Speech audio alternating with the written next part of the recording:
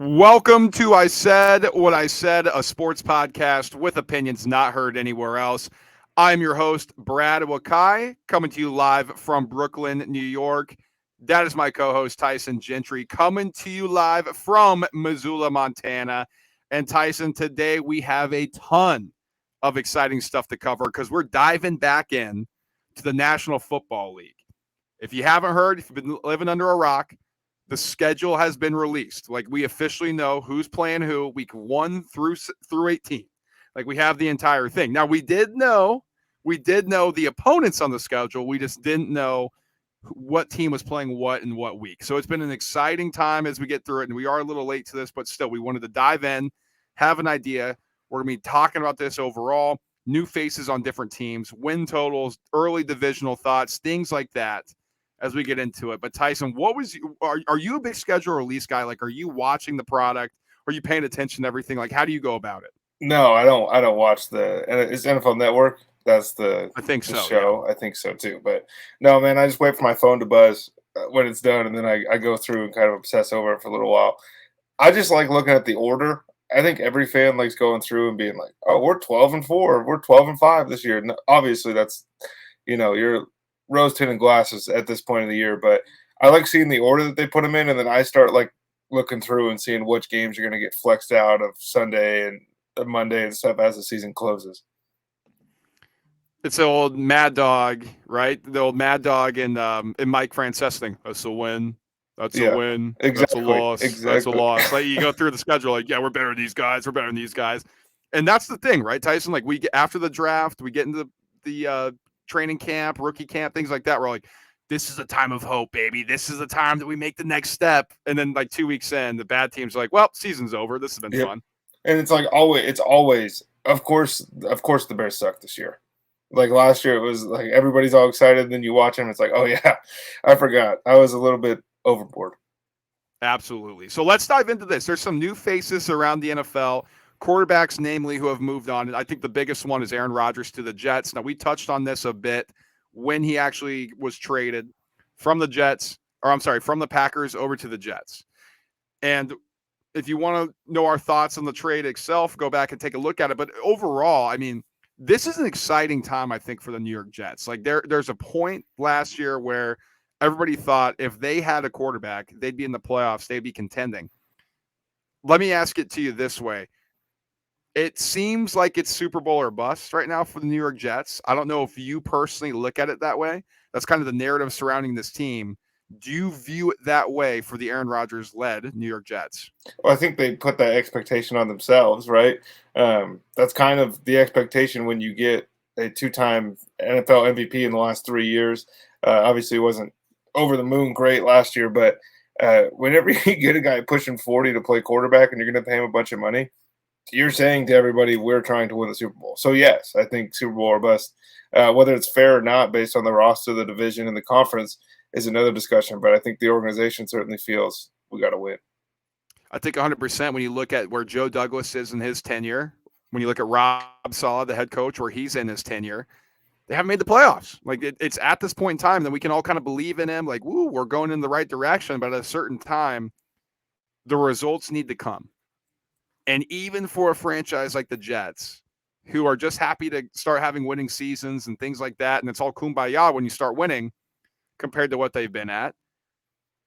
If you bring in a quarterback like Aaron Rodgers, the expectations are not only you make the playoffs, you at least make a run. So I think you're right. Like there are high expectations now brought on by the front office and the coaching staff because they brought in a player like Aaron Rodgers. Now, Well, is it feasible? What do you think? if they got Jimmy Garoppolo, we'd be fine. Like, oh, they make the playoffs. That's awesome.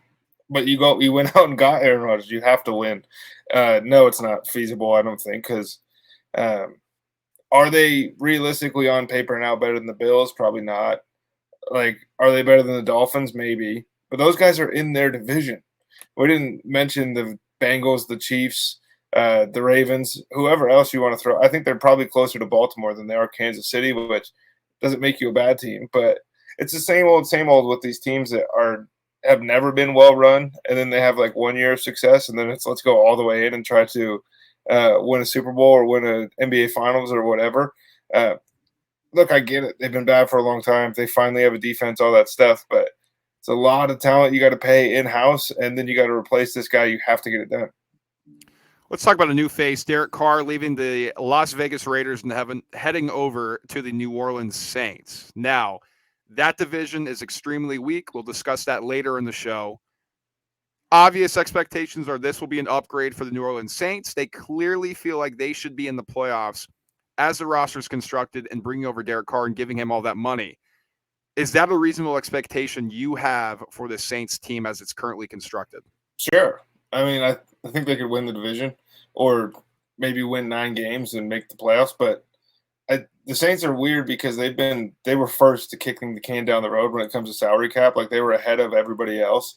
And they've just been doing that for so long that it almost feels like they're too scared to just eat it all at once and suck.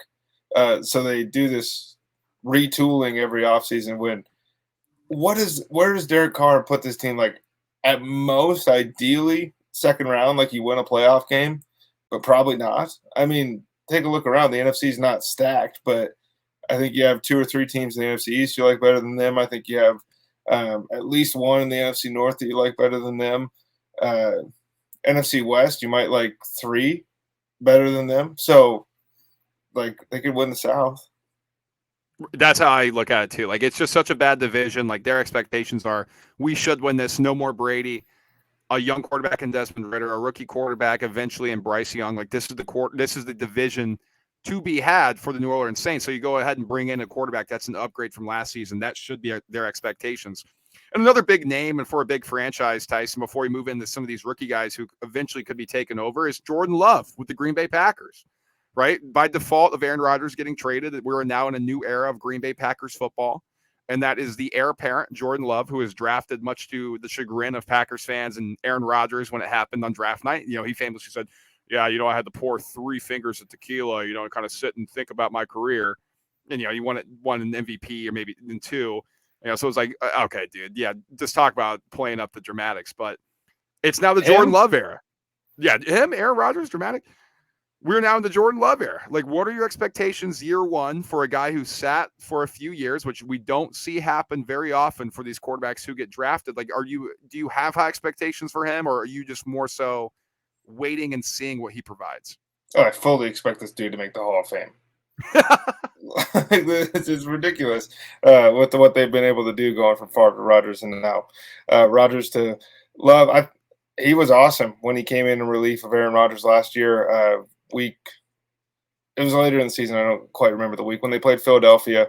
He found Christian Watson a handful of times, but that's the other part is like the weapons aren't very good. That's not going to be very easy for him. The division isn't like full of killers per se, but you got to be able to score with the Lions. Believe it or not, you have to be able to score with the Bears because they put points on the board as well. And then Minnesota, whether you like them or not, are still probably, at least skill position wise, way better. Is he going to be really good? I don't know, but Brad, I'm going to be pissed if there's training wheels. Like, I understand he has to face the fire and all that stuff, and maybe learning in game is a little bit different, but 2 years on the side, like, we know Anthony Richardson's going to play this year and be judged probably unfairly if he does poorly, but Love has been sitting now for 2 seasons, learning the playbook, playing with these guys, same guys. If this is we don't let this guy grip it and rip it for a while, I'm going to be upset. Jimmy Garoppolo, new face of the Raiders. It seems like Baker Mayfield is going to be the new face of the Tampa Bay Buccaneers as well. Other than that, there's really no other franchises that are starting new quarterbacks. I mean, we saw Sam Howell last year for the Commanders. The Cardinals are going to have to start somebody new because Kyler Murray tore his ACL. But besides those teams, Tyson, it's really just the rookie quarterbacks that we're looking forward to. So let me ask you this. It seems like Gardner Minshew is going to get the nod early for the Colts over Anthony Richardson. I think eventually Anthony Richardson is going to come in. Frank Reich said Andy Dalton's going to be the starter early for the Carolina Panthers, and Bryce Young will eventually take over. That's not true. It seems like C.J. Stroud has an opportunity to win that job in Houston. And I don't think Will Levis is going to be able to win that job over Ryan Tannehill clearly this offseason. So what do you think? Like, what are you expecting going into this? Like, out of the rookie quarterbacks, who do you expect to play? Who do you expect to shine? And is anybody going to make an impact on their team? Well, first, you clearly weren't online today because Will Levis had a throw in training camp against like no pads on, and people were losing their shit. So he might win that job. You never know. I think that they're all going to struggle to different degrees. Bryce Young is starting right away. Like I just have a really hard time. Like you trade all that to let this guy sit behind Andy Dalton for 3 weeks. That doesn't make any sense to me. If he's not like broken in half, he's going to do the best, I think. But Anthony Richardson is going to play a lot earlier than people think. I think that's whether Shane Steichen wants him to or not. Jim Irsay didn't go get himself a new toy to watch him sit behind Gardner Minshew. And I think that dude is going to have some Instagram highlights that are insane. And I think he's going to have like a Justin Fields-esque year running the football last year and probably a Justin Fields-esque first year throwing the football. And so I don't know if that's going to be great. CJ Stroud's one I'm really excited for because, like, here's your new toys. Like, here's Nico Collins, Tank Dell, John Mechie. It's a handful of guys that we don't really know how good they are. Everybody's shitting on this wideout core, but, like, John Mechie wasn't bad at Alabama. He was never the alpha, but he wasn't bad. Tank Dell was a good player, but he's tiny. And then Nico Collins is, as we love on this podcast, a former 5-star freak from Michigan. Right. And I think he could be really good. So the unknown is kind of what I'm mostly excited for, but statistically, 2 of these guys are going to suck, and 2 of them are going to be okay. And I think probably Richardson and Levis are going to be more towards the suck side, and the other 2 are going to be okay. But I wouldn't be surprised if Anthony Richardson was the best of this group. All right, let's get into the schedule discussion part of this show because don't listen. This is what drives me nuts. Like we have the Vegas totals, guys, and this is towards the media. Well, this is how many playoff teams this team is facing last year. How many times do the same playoffs teams from the previous year miss it the next year? Like we call it not for long all the time. Worst the first. Like teams who are last in the division win the division the next year. Like that's just how it goes in the NFL because you can improve so quickly with how the salary cap is structured. So the best way to look at strength of schedule is basing it on the Vegas win totals and expectations. That's the best way to do it. And so based on that, the top 5 teams with the easiest schedule coming into the season based on these Vegas win totals, by far the easiest are the Saints. Their schedule is an absolute joke. A lot of that has to do with who they face in the division. By proxy, the second easiest schedule is the Atlanta Falcons, which is an extremely interesting thought to kind of take into account here, especially with Desmond Ridder taking over as a starter for this season. Now, the third easiest, the Indianapolis Colts, is that going to push them to start Anthony Richardson much more sooner than we think? Fourth, the Carolina Panthers, same thing. Now, because it's easier, is Bryce Young going to move forward at a much faster pace? Tyson already thinks he's going to be the day one starter. Maybe this schedule will help them. The fifth easiest schedule is the San Francisco 49ers, even though they won their division last year, which is kind of crazy. Now, on the flip side, the hardest schedule by far is the New England Patriots. A lot of that has to do with the improved division. A lot of that has to do with the out-of-conference schedule. They play the NFC East this year, which we know has very good teams. At least their expectations from Vegas are high. The 31st, or the second hardest schedule, is the Oakland Raiders. The 30th is the Dolphins. The 29th is the Bills. Again, AFC East teams, they have a gauntlet of a schedule this season. And then the 28th, the 5th hardest schedule overall, your defending champions, the Kansas City Chiefs, which is another interesting thought to think about. Middle of the road teams here, the 15th overall, right on the periphery of the center. The LA Rams, who Matt Stafford should be back. The middle of the road, easiest schedule. The Cleveland Browns, Deshaun Watson, his second season there. Bucks 17th, Cowboys 18th, Giants 19th, easiest schedule. Even though they travel a ton on the road, the win expectations aren't hard. It's an interesting schedule if you look at this, Tyson. I mean, let's start here with the easiest ones. I mean, Saints, we talked about it with Derek Carr coming over. They should have high expectations. This should only add fuel to that fire. Well, first of all, you said Oakland instead of Vegas, and I do that every single time we talk about them. So that's the first time. Holy I know. I had to bring it up. It's got to be clipped or something. We need to save that. I'll clip it. That's never happened. Sorry, what was your question? I was so fixated on the Saints. The Saints, right? They have the easiest schedule. They should have high expectations. Well, it's one of those things where You get a new toy. Everybody's excited. Chris Olave was really good. The defense somehow year over year is better than people kind of expect it to be, although a little shakier than I think people wanted to let on a year ago. Dude, it doesn't really matter because this is a team that's still, to me, like a little bit devoid of talent. Like, would you be shocked if this thing crashed and burned? I don't know. If they won the South, I wouldn't be shocked either. But it's pretty hard to talk about these things right now as we sit here in May, um, because if the NFL has taught us anything, it's like two big names are getting hurt as soon as training camp like opens, and then everything switches, and we all know that. But the NFC South sucked, dude. So they get 6 games against horrible teams. It's funny to see the Bucks down there at 17. Right. It just feels unfair because they're the worst probably now in the division. But as we get into the win totals and over unders and things like that, whoever you think is going to win the NFC South, bet the over because they're all within a game of each other outside of Tampa Bay. Playoff teams from last year where they line up on the schedule. The Jaguars, who won their division last year, 12th easiest schedule. The Eagles in the Super Bowl last year, the 13th easiest schedule, which is something to note.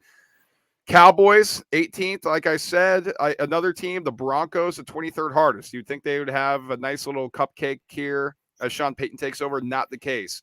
The Jets, the 26th hardest schedule in the Aaron Rodgers era. The Bengals, looking to get back to the promised land with Joe Burrow, the 20th hardest schedule in the league. The Baltimore Ravens, new Lamar Jackson, new weapons for him, the 21st hardest schedule. And this is something I'm looking at hard as we move into some win totals eventually down the road here. The Cardinals, without Kyler Murray, new head coach, 22nd hardest schedule in the league, Tyson. Something to note there. Well, the other part too, and like one thing that I think when you look at strength of schedule is it's only half the picture because the order that they play the teams in, I think, plays a huge factor as well. Like Philadelphia, obviously we're Eagles fans here. Maybe that's why I have this one by heart. But they go a 5-week stretch after the bye where it's like Chiefs, Bills, Niners, Cowboys, Seahawks. Or if those guys are sprinkled throughout the year on other people's schedules, you're not quite as taken aback. Or like the strength of schedule would be the same if you had the exact same schedule, but you sprinkled those guys out. But a 5-week stretch like that is obviously a lot harder than playing one in week 3, 7, 12, and 17. And I love how you mentioned that because let's look at it here. The first 6 weeks of the season, as we look at it right now, here are the easiest stretch of the first 6 and the hardest stretch. Why do you think the Saints have the easiest schedule? Because they by far, their first 6 games are the easiest in the NFL. Second on that list is our beloved Philadelphia Eagles. Like they have an opportunity to get off to an absolutely blazing start again. The Cincinnati Bengals are third with the easiest schedule. The Atlanta Falcons 4th, and the San Francisco 49ers, the 5th easiest schedule. Let's look at the top 5 on each bracket. Now, here's the thing, Jets fans, I hate to do it to you. They, like, by far have the hardest schedule in the first 6 weeks of the year. The second hardest schedule is the Cleveland Browns. Does not bode well for the Deshaun Watson era. He's going to have to play to what he was when he was in Houston. He can't play like he did last year, else they're going to have another bit disappointing season. The Patriots, the third hardest schedule in the first 6 weeks. The Tennessee Titans, the 4th hardest schedule. And then the Tampa Bay Buccaneers, the 5th hardest schedule to start the year, 6 weeks through the season. I know people were shitting on the Eagles last year, strength of schedule, this and that. Like, look at them. And again, they draw an easy one to start. They don't finish that way, but this is an opportunity for them. We talk about Super Bowl hangover. The Eagles can get off to another hot start, Tyson, and be sitting in the driver's seat. Well, momentum is so huge in the NFL season too. Carolina found some like right away in the Sam Darnold era, and it was like, wow, this team's really good. And then the schedule got harder, and then it was, oh yeah, that's the Panthers. So it's important to not get tricked over the first handful of weeks on who's good and who's bad. Like there are only a handful of truths in the NFL. The Steelers are going to win their week 1 game. That's it. That's all I can think of when it comes to scheduling and things like that. Starting off easy is great, man. But as we saw with the Philadelphia Eagles last year, it's more important. Like Kansas City wasn't on anybody at the beginning of the year. It wasn't, this is the best team in the NFL. And then it became a little bit more clear over the entire length of the season. So yeah, start 6-0 though. That's great. Middle of the road teams here, or at least teams to keep in mind. The Pittsburgh Steelers, the middle of the pack through the first 6 weeks, which is good for Kenny Pickett. They're right in the middle of the 16th, easiest schedule. Dolphins sandwiched in there. The Broncos actually could get off to a hot start. They have the 19th easiest schedule. Chiefs, they're right in the outside. They're number 6 overall with the most difficult schedule at 27th. The Colts, 8th easiest. The Bears, 6th easiest. I know that's a hot team that people are eyeing coming into the season. The Dolphins, right in the middle again, 17th easiest as well. Giants, 24th, most difficult or easiest, whatever you want to look at it. The Cowboys, they get off to an easy start as well, the 10th easiest schedule going forward. So, or to start the season. I mean, so when you're looking at this, Tyson, so as we're going through this, people are like, what are you guys talking about? Why does this matter? If you start 0-3, your odds of making the playoffs are extremely slim. If you start 3-0, the odds of making the playoffs are extremely high. So it matters. I know it's a long season, especially with 17 games, but history says you get off to a bad start, you're fighting an uphill battle.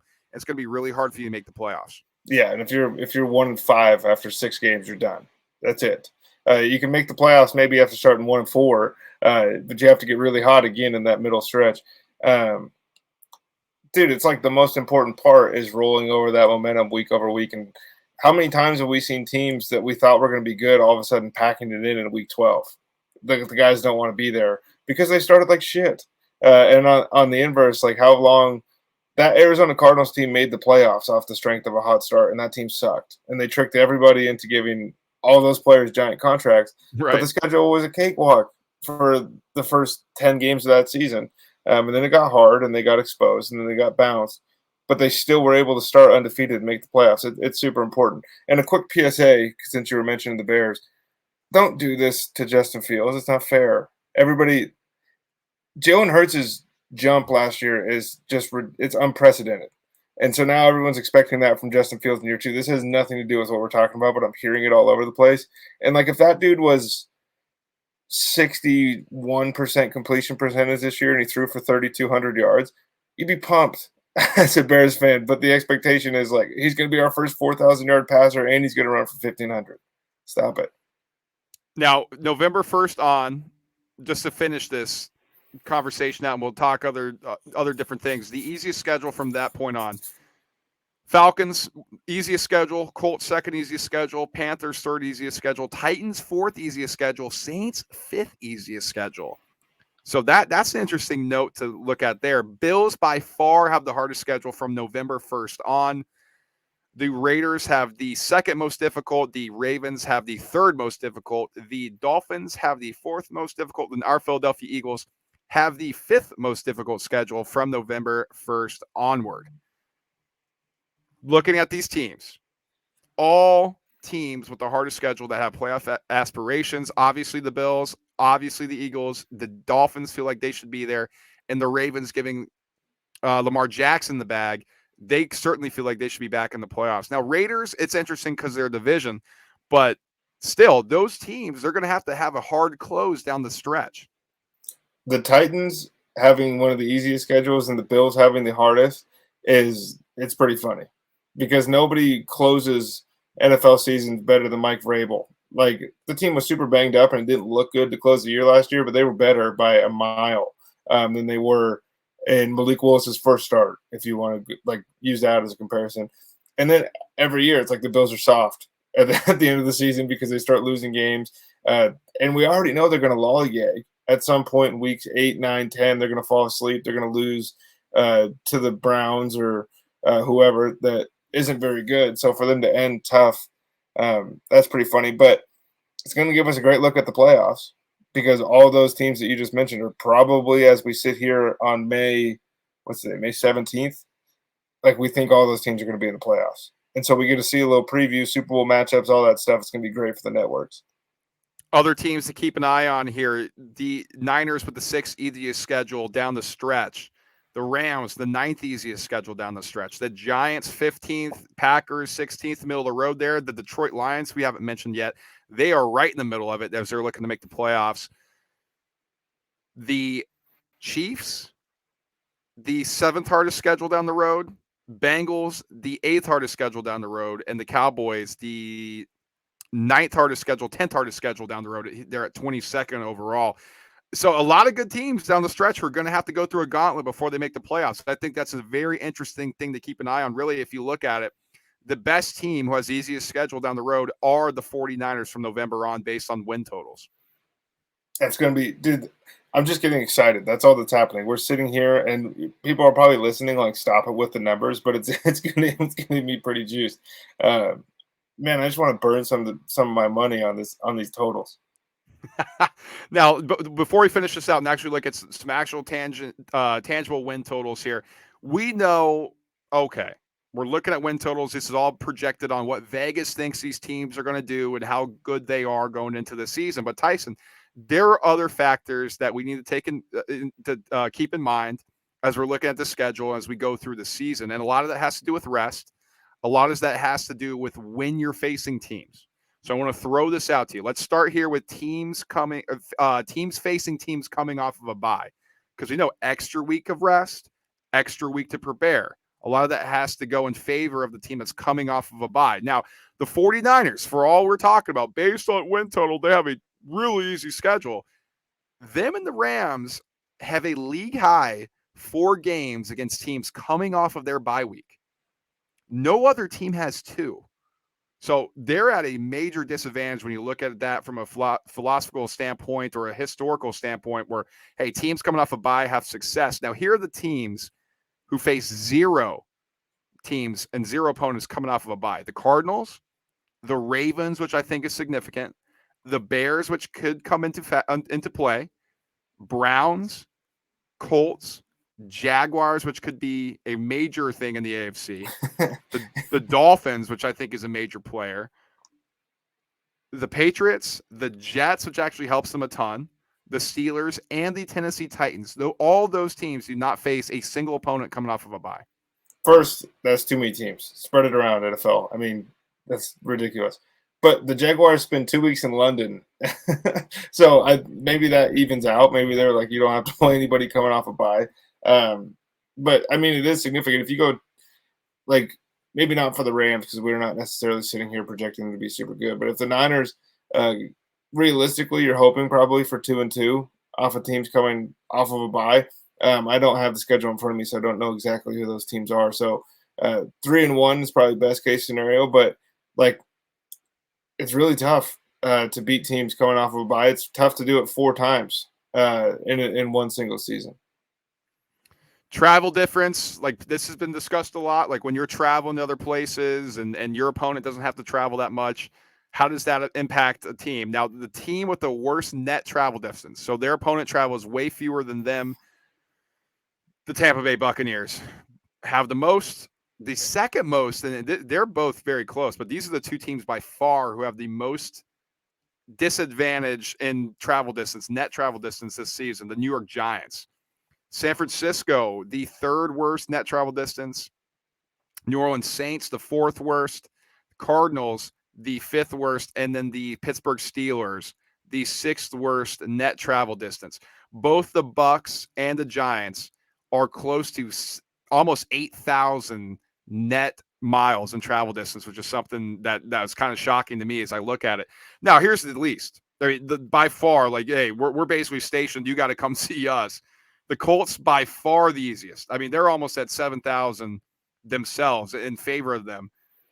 The Las Vegas Raiders, the Miami Dolphins, the Chargers, Jacksonville Jaguars, and the Denver Broncos are all, and the Buffalo Bills are all sitting there with some of the softest, most advantageous travel schedules in their favor. So how does the AFC East have 2 teams in the least amount of travel and then 1 in the most? Especially like, do the Dolphins only have to make trips to go play the Bills and the Jets? Is that like the only flight that they have this whole season? That doesn't make any sense. Yeah, I guess so. That's what it's looking like to me. Shout out to the Colts, man. They're going to stay right there in the middle of the country. No real worries, nothing like that. Although, like, I think that ownership group would be really fun to hang out with on a plane. Oh, 100%. 100%. I mean, that's basically it. I mean, primetime games, you can kind of Google that. We don't need to go through that. Most and fewest. I mean, does that really matter? 3 straight home games with no buys, 3 straight road games, no buys. This is all Googleable. Does that, that comes into play, but I think other things factor in more.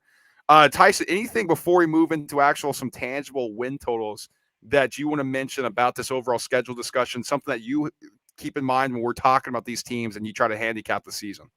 Well, I just try to think about like a year ago. I already know you're going to go back on your no bet list. Like as soon as, probably right now as we go into win totals, you're going to forget. Like you're Of not allowed to course. take the Falcons. That was Right. that was a rule. But um, until proven otherwise, these are still like the things that were wrong with these teams are still the things that were wrong with these teams. And so when you fall into the trap of like the Chargers added XYZ last year, and we expect them to win 15 games. Um, Same issues were there, and that's kind of until I can see, Buffalo doesn't shit down their leg in the last month of the season and things like that. Then I'm just going to continue operating under that assumption. All right, let's get into win totals now. And we're not going to go through every single one. We're just going to discuss things that we're keeping an eye on that we want to bet. Whether we're doing it right now or not, Tyson will tell you. It's going to be in our chalkboard, which he'll tell you about at the end, which is our group betting app. But we just want to, there's some things out here in FanDuel as we're looking at them now that are piquing our interest. And I'm not going to lie to you. The one that absolutely jumped out to me, and I can't believe this is the number. The Arizona Cardinals are set Yep. right now at under 4.5 wins at minus 114. That is a hammer under. Hammer under to me. We have no clue who their quarterback's going to be. This is a first-year head coach in Jonathan Gannon. This is a roster that was poor last year, and it's poor this year. Like this is a way underplay for me. Oh, I have that one circled too. I also just think it'd be hilarious if they have to take Caleb Williams and then find somebody to take Kyler Murray. I just think that's too good a TV to pass up. Brad, the Colts win total line is set over under 6.5, and it's actually you get better odds taking the under here at 6.5. I don't expect the Colts to be very good. I think 6-11 is like a realistic outcome for this team, and even worse, like if things go poorly, if Anthony Richardson sucks, they'll have the worst record in the NFL. And Are you so, scared? Go ahead. what am I scared by? No, I was just going to say, are you scared that the division seems a little softer with the Texans and, kind of some question marks around the Titans as well? Not really. I mean, we know Jacksonville is going to beat them. We know they're somehow probably going to split with Houston. It's a decade-long thing here that I'm not going to kind of overreact to based on who's under center, because it didn't matter whether it was Andrew Luck with that Colts team. They're going to go to Jacksonville. They're going to lose twice, probably to the Jags. But they find ways to lose winnable games more than any other organization in the NFL. This may be my favorite win total. I can't believe this is out there. The Denver Broncos over 8.5 at plus 106. Now, I'm going to have to do a lot more research and things like that, but you're dangling that in front of me. Maybe they're doing that on purpose. You're telling me that Sean Payton and Russell Wilson are going to go under 500? That just doesn't sound right to me. And we're getting plus money on it. I'm looking at that with some eyes like, wait a minute. I think the Broncos could be a team that goes worst to first if everything goes right. You can be on the island by yourself. I will not be joining you over there. The Jacksonville Jaguars line is set at 9.5. I think that again is a really good line. Like if this team won 12 games, I don't think anybody would be like freaking out. But I bet you if the Jacksonville Jaguars only win 8 or only win 9, finish a game above 500, that would be a lot more concerning to me and a lot more kind of shocking than them winning 10 football games. 49ers over 11.5 is their win total. Now that's at 10.5 in a lot of places. So if you're listening to us on FanDuel, I highly, highly advise you to bet the under 11.5 right now. We have no clue who their starting quarterback is going to be on week 1. They say it's Purdy. They have Sam Darnold. Like Trey Lance, apparently, according to John Lynch, is light years ahead of where he was, even though they were trying to trade him like sneakily. I just can't see it. Them going 12-5. I just don't. There's something now. The division is extremely soft. Like the Cardinals are going to be horrible, but the Seahawks are much better. I mean, I think they're going to improve on what they did last year. The Rams, we expect them to be better. I mean, Matthew Stafford's going to be healthy. Like that, those shouldn't be easy wins. I don't see it with the Niners this year. I think they can win 11 games. I'd be shocked if they win 12. Dude, you're by yourself today. You're by yourself today. Hey, it's early. We're not pooling our money yet. That's true. One that jumps out to me, Brad, and it's kind of, if you've been listening to the show for a couple of years, this is the ultimate money well the last handful of seasons in the NFL. The New England Patriots line set at 7.5. This team sucks. That's all there is to it. I hate going against Bill Belichick. He's the GOAT, all that stuff. I don't think Mac Jones is good. I don't think it matters who's calling the plays. I don't think the skill position players are very good. And I think we're getting to the point now with that defense where it's a lot of reputation that we kind of back this team with over and over, and they look good on your fantasy football stat lines and all that stuff. They don't score enough points for it to even matter. Now, I want to talk some big boys with you just as we throw it out here. I have some thoughts early, but I want to talk about some like the more hype teams as we head into the season. We can kind of go rapid fire. Kansas City Chiefs over 11.5 here on FanDuel, minus 128. Like, first thought, what do you think? Over, under? Over. Pat Mahomes wins 12 games. It feels like that to me too. You know, the division may be tougher, but yeah, man, it's right. That's what I'm thinking too. Cleveland Browns set at 9.5 plus 110 over, under minus 134. I have no idea. I saw that one too, and I was like, oh, the Browns should win more games than that. And then I was like, oh, they shouldn't win 9 games, and I did a little mental gymnastics. I have no clue, dude. Cincinnati Bengals, darling. We love Burrow. You and I, everybody in the country loves Burrow. 11.5 is their win total, plus 110 if you like the over, minus 134 if you like the under. I would lean under just because I think the division's going to be a little better this year. But if this team won 14 games, I wouldn't be like surprised. I know I can't touch it, right? Like it feels like this is an under, but it's like, do I really want to go against Burrow? And it should be an approved offensive line. That's Burrow with a tough bag full of money in his pocket too. Yeah, it's tough to go one way or the other. Now, other popular teams that are getting hype right now, Detroit Lions, our Lions. We were on them, right? 9.5 over under, minus 122 if you like the over, plus 100 if you like the under. Can they actually exceed expectations this year? I think 10 wins is like what you need to win a division. I thought that, and then every now and then we get these weird ones. I doubt it's the NFC North this year. I think the over is probably pretty safe.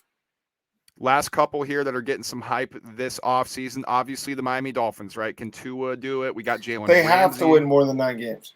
Minus 110 both ways. Are they a 10-win football team? They have to. It's funny because, like, this is 3 years in a row now where I've just been like, Miami's so much better than people think. And, dude, if they don't do it this year, it's never going to happen. They're 9-8 for eternity. That's what it feels like. I completely agree with you. But they have to do it, right? Who knows? Like, if the wind blows too hard or whatever, like, it's an issue with to his head. If he gets hit too hard or slung into the ground, all of a sudden it's like Skylar Thompson again, or it's Teddy Bridgewater, whoever it is. Teddy's gone now, and not like he was great last year.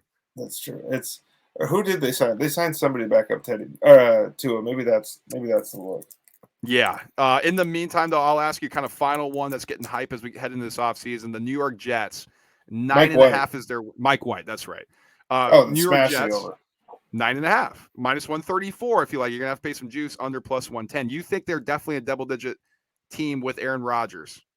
Oh, I was saying smash the over on Mike White when he comes in for Tua. I think that makes sense in my head. What is the way that the New York Jets don't get to 10? Oh, that's a good question. The defense takes a massive step back. Yeah. Will it? That's the question, right? And is Breece Hall healthy, and how much does that really matter compared to what the offense is going to look like this year versus what it looked like last year? They have to win double-digit football games. It'd be so New York Jetsian to finish 9-8 here. And honestly, it'd be pretty Aaron Rodgers too. So I don't know, but like the talent level on this team, the division's tough and all that stuff. But pick them or the Dolphins, and the over's hitting on one of them. Yeah. So that's the kind of some of the hot names we have. Obviously, we didn't talk Chargers, didn't talk Raiders. Like we'll all do that in the preview as we get closer through training camp, things like that. Because let's be honest, Tyson and I, we're not pros when it comes to betting. Like we're not going to tie our money up starting right now when let's say Aaron Rodgers gets I don't hurt, make and enough. we're heavy on the Jets, then we're screwed, right? So like that's not something that we're interested in. We need to get through that. We need to get closer to it. And yes, sometimes we're going to miss good numbers where they currently sit, but at the end of the day, you got to be comfortable betting and risking what you play. And so that's the strategy we had, and actually worked out for us pretty good last year, if I do say so ourselves. It's also one of those things where I hate placing bets in May, not just because the payoff is so pushed out, or you could lose your money or whatever, but it's like the story is going to change between now and August. We're going to have a clearer view, and if I lose, 20 cents on the dollar on some of these lines, I'm okay with that. All right, let's move into division winners. Let's take a look. We'll run through these quick because, we don't have any, at least I don't have any plays right now, Tyson, to be completely honest with you. I'm not sure if you do or not, but let's run through these here. So let's start in the AFC East. Now we have the Buffalo Bills as the favorites to win this division at plus 130, the New York Jets plus 250, Dolphins plus 290, and then your New England Patriots, who you always are shitting on now that Belichick or that Brady's out of there and it's just Belichick on his own. That's what plus 750. As you look at it here, are the Bills deserving favorites, or are you looking to take a shot at anybody? No, I'm taking the Buffalo Bills. Like if I'm going to take the Buffalo Bills in August. I'm comfortable with them here in May. I think I may try to take a shot on somebody different here, Tyson. I'm not going to lie to you. I'm not sure if it's going to be the Dolphins. I'm not sure if it's going to be the Jets, but I think there is a vulnerability that the Bills could possess this season that makes me look at other teams. It's early. I know you're like, dude, this guy's off the rails today, but hey, it's early. Like you got I all could those change numbers my swirling in your head. You're right. All right, let's keep moving. Let's keep chugging along. AFC North. The Bengals, the favorites, heavy favorites here if you look at it, plus 125. The Baltimore Ravens, which is a disrespectful number to me, plus 240. Browns, plus 350 in the second year of Deshaun Watson. The Steelers, plus 650, second year of Kenny Pickett. Got to be Cincy for me, but I mean, Baltimore is a really legitimate threat. It's interesting that they're kind of split the difference here between the Bengals and the Browns, but if I know Joe Burrow, this team's winning 13 football games. It feels like that's the safe play. Ravens, we were on them last year. At least we thought they'd have a bounce back just due to their injuries. They kind of let everybody down. Lamar got hurt. That did backfire things, but it's hard to trust the Ravens right now. It's more they're in a what have you done for me lately? You need to prove it to me type of spot at the moment. AFC South, this makes complete sense. The Jaguars at a minus 160 favorite, Titans second plus 360 with question marks about their roster. Colts with the rookie quarterback plus 550. Texans with the rookie quarterback plus 800. It would take something like semi-catastrophic for the Jags to not win the division, I think. Yeah, I agree. Minus 160. It feels like that's a good number. It honestly feels like it might be a steal if you're actually looking at it here. But God, Tyson, does Mike Vrabel just know how to win games? Like, isn't that, wouldn't it shock you? You know who else could win games is Doug Peterson. True. Like it's not Urban Meyer. It's not Doug Shane Steichen or D'Amico Ryans. Like this is a legitimate Super Bowl winning head coach. Same odds in the AFC West. Your Kansas City Chiefs minus 160. The Los Angeles Chargers plus 300. The Denver Broncos plus 550. And the Las Vegas Raiders plus 1,200. I'm not going to lie to you, Tyson. I'm looking at it here. I'm taking a shot on the Broncos this year. You're nuts today. I don't know what you ate or what got into you. I'm taking a shot on him, man. So I think I can go back like a year or maybe 8 months or so last time we did. Actually, no, I can go back to February when maybe in our text thread when we decided when it's the AFC West, you play the Chiefs. Like I know those words have come out of your mouth because we were on the Chargers and we fell for the Raiders. We fell for the Broncos last year. No Tyreek Hill, all that stuff. Dude, I'm making a note of this somewhere. I can't believe you, man. Well, remember, so you said to start the podcast that I'm going to forget about the no bet team on my list. The Broncos, I forgot. I put on the no bet team. Yeah, they were like the first one, I think. It was them. Yeah, it was them and somebody. I forget who. I'll have to go back and check. But the Broncos were definitely on that list. And now here I am. Win total over. Win the AFC West. Win the Super Bowl. Yeah. Look at me. It's unbelievable. All right, let's transfer over into the NFC. Are Philadelphia Eagles the favorites? Now, this would be the first repeat winner since what? Nam, I think, I Tyson? think Like so. Yeah. early 2000s for sure. Plus 110 Philadelphia Eagles. Now, the Dallas Cowboys, definitely formidable. Plus 165. The questions are, can you trust Mike McCarthy with calling the plays? The Giants plus 600 and the Commanders plus 1,000. I do think that's a fair number on the Commanders. Listen, we love the Eagles. We're Eagles fans. Last year we took them not because we're fans. We actually love their schedule. We love their roster. Are we bucking history this year? Are we taking the Eagles to be the first team in the NFC East to repeat? I think so. I mean, I think if you're into placing these bets right now, I bet this number goes down by the end of training camp and hype season gets into full effect because this roster is equally as insane as the one a year ago, but now people know. And you're not really scared of Dallas. We're going to hear a lot about how they're going to be able to score points unlike anybody else and blah, blah. It's always the same. Mike McCarthy's going to want to run the ball. And I don't know how that's going to go this season in Dallas.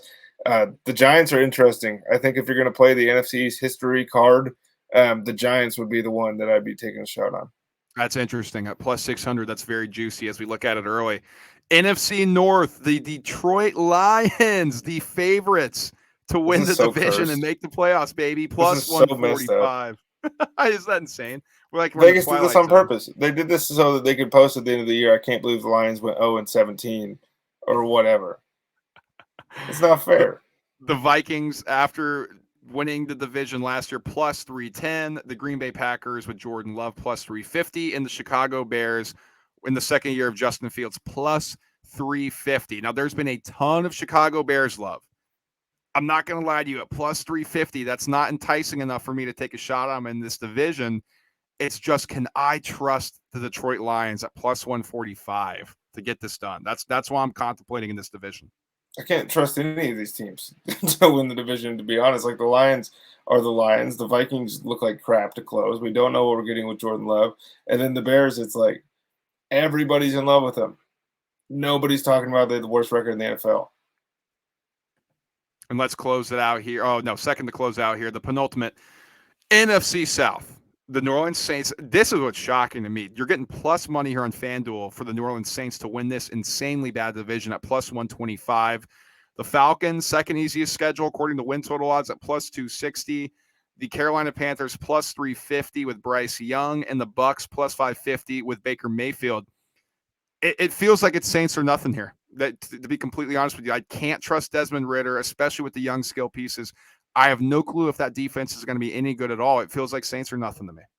I'm going with the Falcons.